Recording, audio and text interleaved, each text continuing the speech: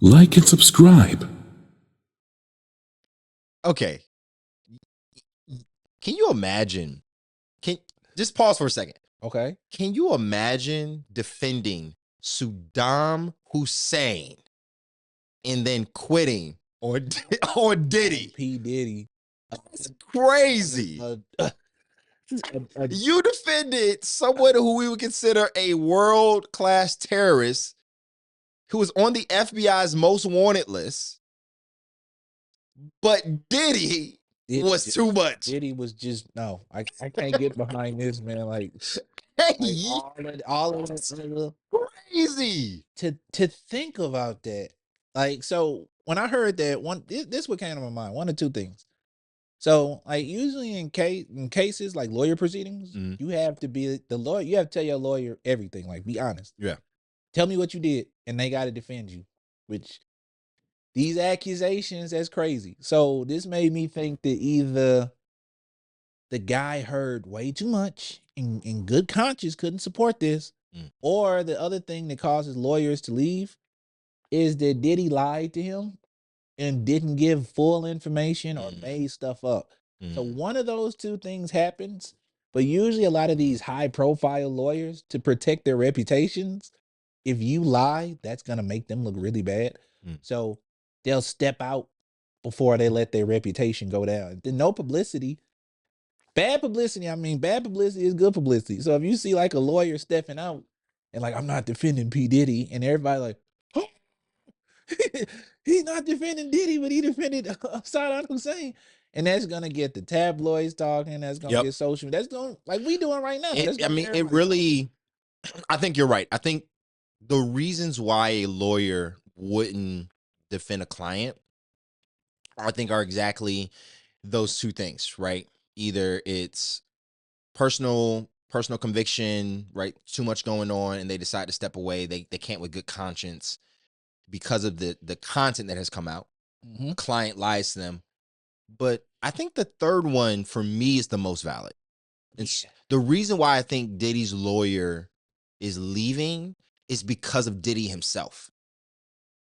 I think it's about Diddy's character. I can see that. I think Diddy has a very long history of manipulating and controlling. There's a well-known, I don't know if you've seen the video where he's talking to, I think, an MTV agent, or he's talking to some sort of TV agent, and he's not taking no for an answer.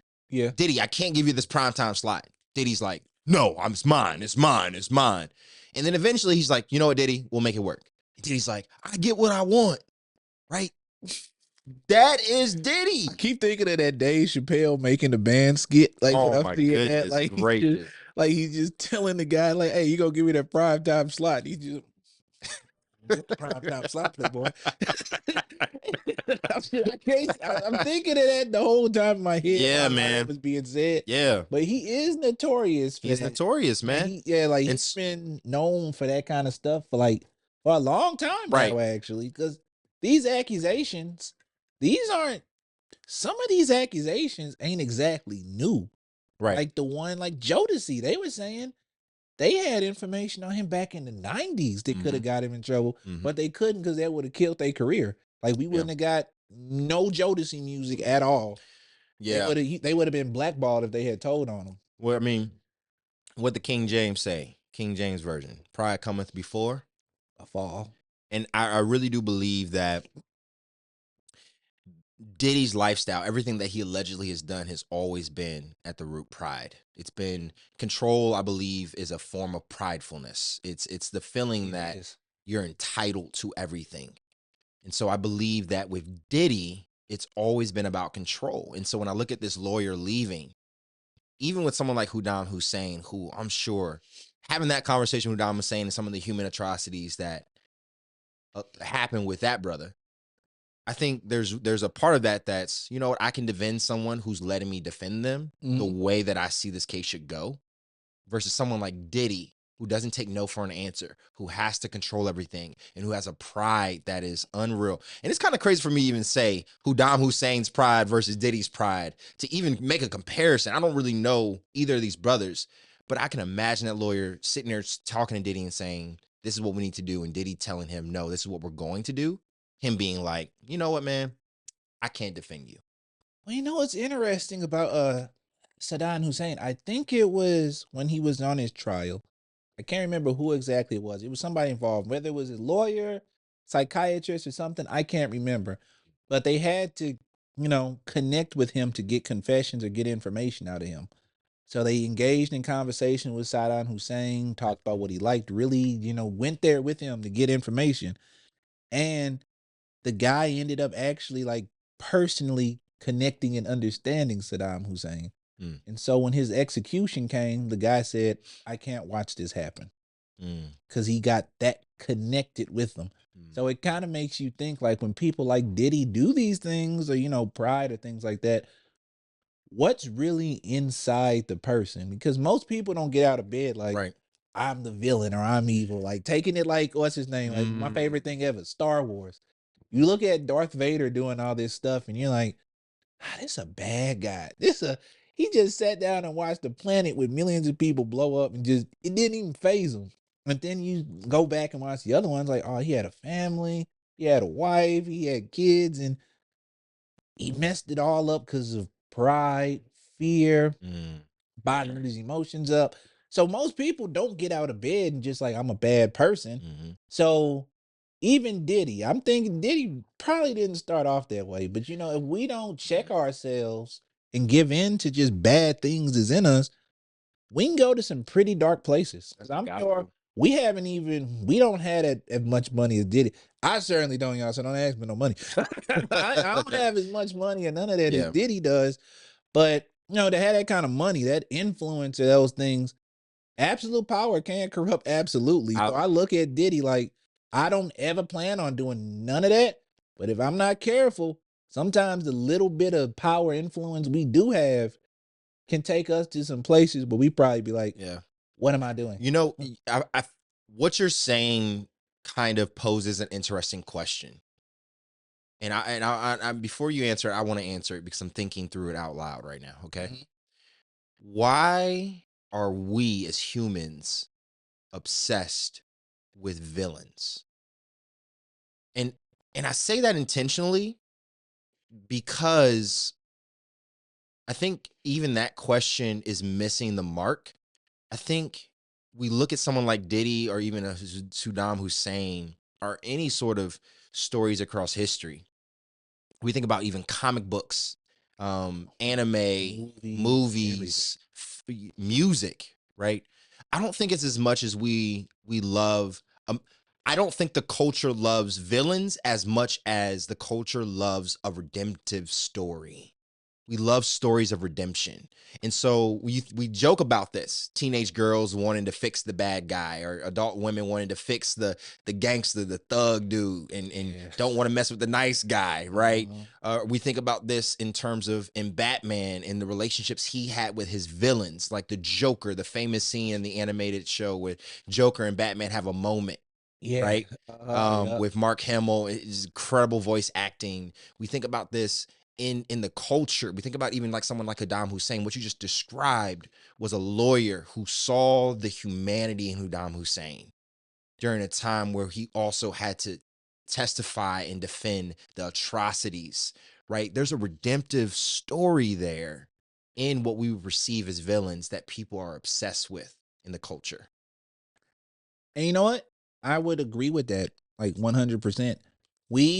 I think we often sometimes like the villain because sometimes we can see ourselves in the villain, and the villain Yeah. sometimes has the courage to do things that we can't act on. Because Yeah. villains and heroes, a lot of times, is stemmed from the same place. Like the hero's journey, there's an inciting incident, a call to action, and Yeah. an achievement. The villain just goes in the way that they feel more self satisfying or more Mm, self aggrandizing versus what the hero generally does. So, what makes that interesting when you start looking into, why we love the villain, a lot of times they do the things that we sometimes don't have the courage to do. And sometimes some villains may do things that are noble, but they went about it the wrong way. right. And we kind of see Killmonger and that. Black Panther. don't know if I use that one, but Hey, I that's have a lot of people will feel that way. a lot of people feel that way, but I do have some issues with Yeah. him because I felt he was innately kind of selfish. Oh, 100%. Yeah, I But think I think that's the piece though, right? I think with heroes, why heroes are important is because it's something to aspire towards. mhm, Whereas villains, in the connection of their weakness in the worst parts of humanity, we can find that in ourselves. There's also something in villains that we want to redeem. And I think both are essential for human nature. We need to have the figures in the culture who we can look towards and inspire towards. And we need to have the person who we can see ourselves in, that because we want to be redeemed ourselves. I really do believe this is the gospel, right? When you look at someone like Jesus, I'm serious. We look no, at someone yeah, like Jesus, who is God, but then who is also fully human. mhm. We see someone as God that we can aspire towards, a standard that is worth living, worth striving towards, a humanity that's been perfected, that we know has brought and brings good to this world. But then you see the humanness in Jesus, the moments where he's crying in John 11, right? The moment Yeah. where he's being violently destroyed to the cross, and there's a part of us in connection to what he's bearing in the redemptive story of the cross that we also can and do identify with, that I think is also equally and validly human. You know what? That is a great point, and I actually do agree with that wholeheartedly. And I also think this too. One of the things that I do enjoy about Mm. a good villain, is like when you see something like Game of Thrones, when you see Joffrey, or you can think of any villains. When you see a villain that is just detestable, Mm. hateable, no good traits, even if they started off decent, they become a monster or something like that. A villain can also be an interpretation or an icon, sort of, just use another word, of something that we should hate, something that we should despise, Interesting. and something that we should seek to destroy, suppress, and a clear cut example of what not to become. That's really And I interesting. think that that's what I like about, because, when we go with that, we talked about, Jesus' redemption and dying on the cross and things, but then also you look at this, dying to evil in yourself and dying to sin. Some villains need to be that embodiment of what needs to die to be a better person. Because some people are just, some villains, some villains don't need redemption arcs and won't get them because they have actively rejected getting a redemption arc. Yeah. They've intentionally had chances to come back. They rejected them. They didn't take them.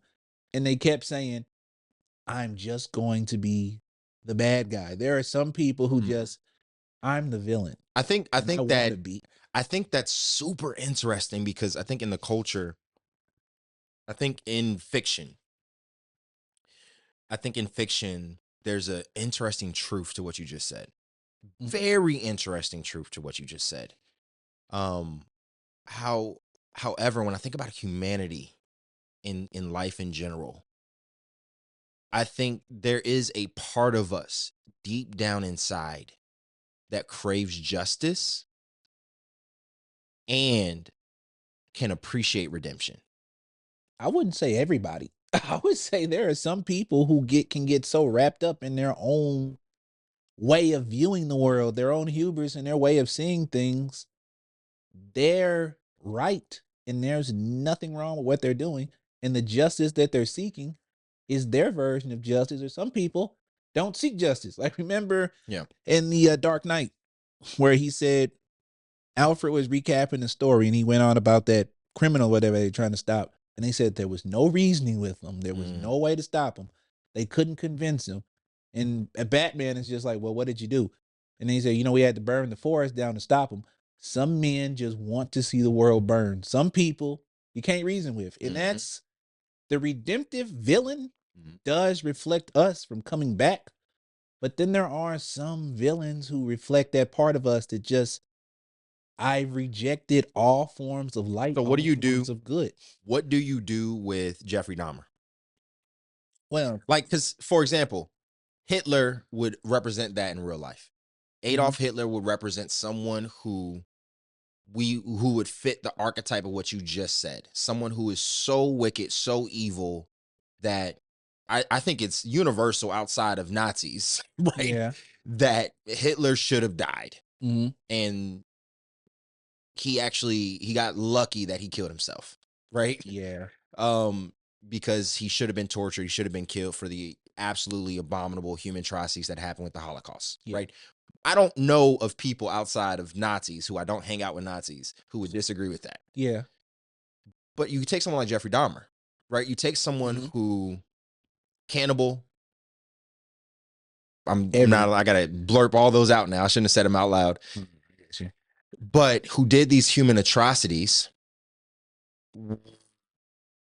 But man, he came to know Jesus, right? Yeah.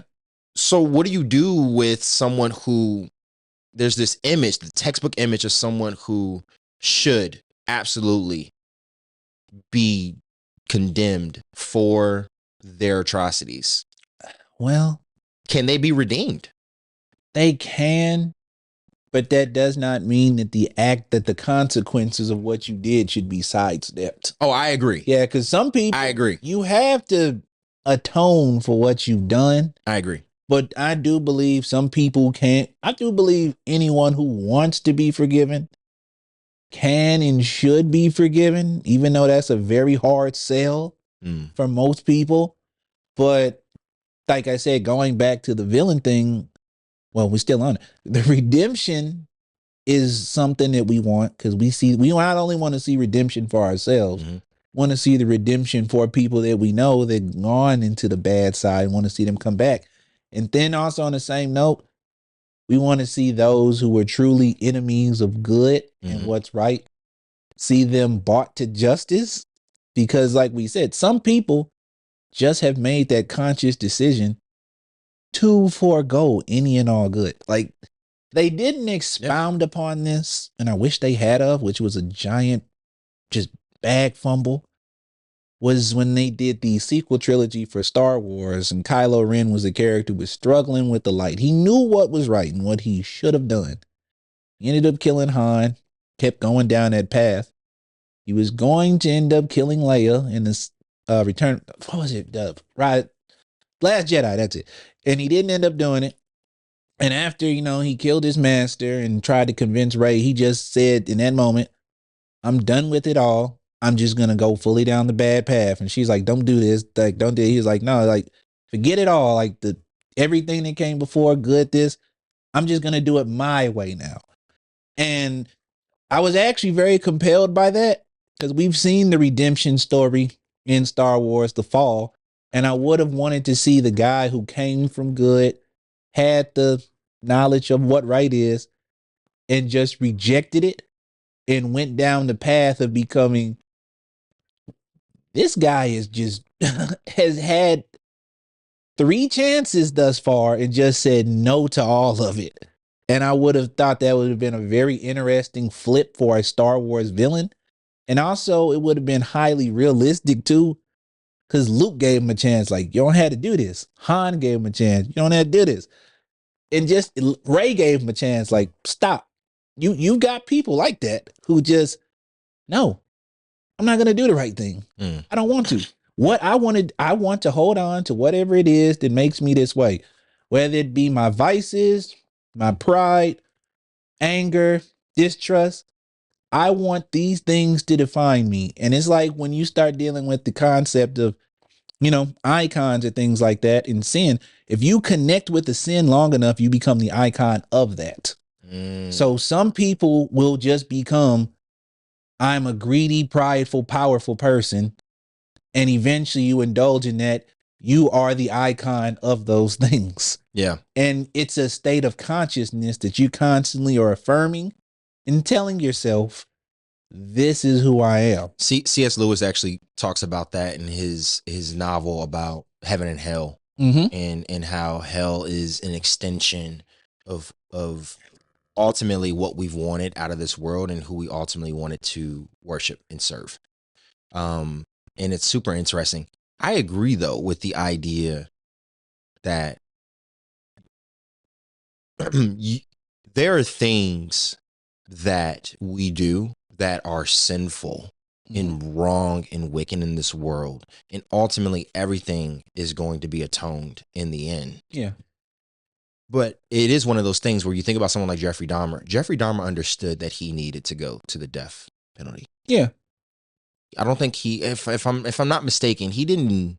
I think somebody took him out in prison. Yeah, I think so too. Yeah, I think but he understood.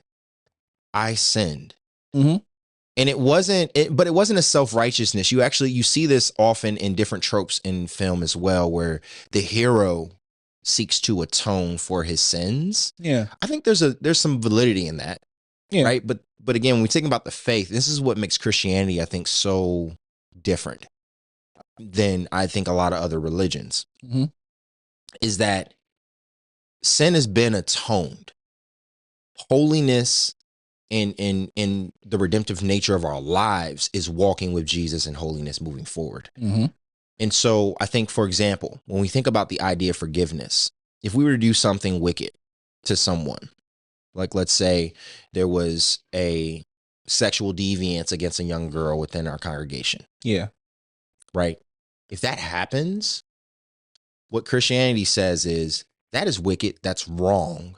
Mm-hmm. There needs to be clear boundaries now, whether that person is no longer here and we encourage them to go somewhere else, whether that is there are clear boundaries on when, where, and how that person interacts, right? There are still consequences for that action, but the mandate is forgiveness. Yeah. But forgiveness doesn't necessarily always look like, well, now this person is just in my small group and we're best friends. Forgiveness, I believe, at its root, still has to deal with the consequences of actions. Mm-hmm. And so when I think about the idea of a redemptive story, when bringing it full circle back to Diddy, yeah, what Diddy did was absolutely wrong. Mm-hmm. And there needs to be clear consequences for those actions. And I hope, again, allegedly wrong. Yeah, we hope. And that there's clear consequences of the actions, but it does not mean that Diddy is not redeemed. I'll give you an example of this, how this looked in real life. And I don't know why people don't talk about this enough. Mm-hmm. The first is with Dylan Roof. Yeah. When he walked into that church and slayed those Christians in that predominantly black congregation. Yep. I remember that. What we don't talk about is the testimonies of the saints. When they came and they testified, they said what he did was wrong, but I forgive him.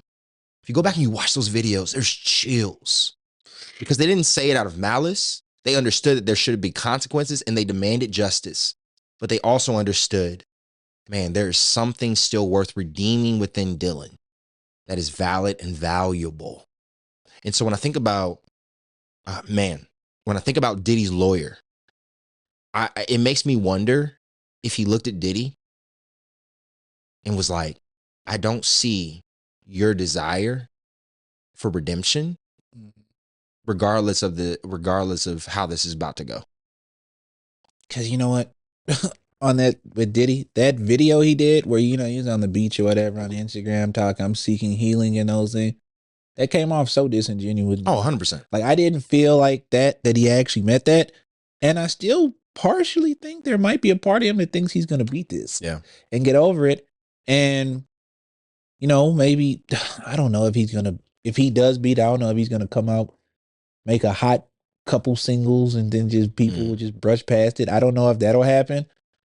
Everyone does have something in them that's good and that's worth redeeming, but it's only if they choose to act upon that redemption and what's good in there. Everybody has good in them from their very inception. It's like a ball of light and they cloud it when you do dark things. And some people I don't want the light anymore. Yeah, I would argue that the inherent thing is that you were made in the image of God. Yeah. That because of you existing as an image bearer of God, you are worth dignity, you are worth respect, you are worth redemption, you are worth all the qualities of salvation that can be offered just because of you being an image bearer. Yeah. But again, the gospel, because of sin, It's rejection. Because at any point you can reject that light. Everything, that's where free will comes in. Everything is a choice. Even the choice to be redeemed, or the choice to, come to, I've done bad things, I need to get fixed. The choice to be good, the choice to be, everything is a choice. Yeah. So with the situation with his lawyer stepping away, like I said, we've gone over like 3 different options. I think that the lawyer probably saw what was going on and was like, this is sick. Then Diddy probably lied and misspoke. Well, not misspoke, just flat out didn't tell him the truth or withheld information. And he probably saw there was no desire to really change and probably had some pride and arrogance. I mean, one of these could be the thing, or all of them could be the thing. But I would say Diddy, maybe Diddy might beat it. Maybe Diddy might hop on a couple gospel tracks. You might see Kirk Franklin and P. Diddy, the anointing oil. If you do another photo op with TD Jakes, I'm gonna go crazy. He gonna do the anointing oil single, and just like that. Who knows? I'm saying he can go. John, can I be honest with you? Can I be honest with you for a moment here? One of the hardest things about being Christian is what we're talking about. Yeah. One of the hardest things about being Christian is looking at what happened in sub-Saharan Africa and the 70 Christians that were beheaded recently. Boy, that's a hard one to talk about. I've been following that. That's a difficult thing. What's hard about being Christian is looking at the 70 Christians who were beheaded and crying out to God and crying out for justice. And then also looking at the people who beheaded them and saying, Jesus loves you. Like, you are still worthy of redemption. Like, that's a hard one to do. That's hard, man. That is a very difficult thing to do, is to you're actually actively killing me. And I'm still going to say, like, you're worthy of being loved. God still loves you. And I think that's probably one of the deepest things as a believer you could do. Because that reflects back to the sacrifice on the cross. Like, forgive them, for they know not what they do. Yeah. That's image bearing. That's real. Look at them and just say that. That's real, man.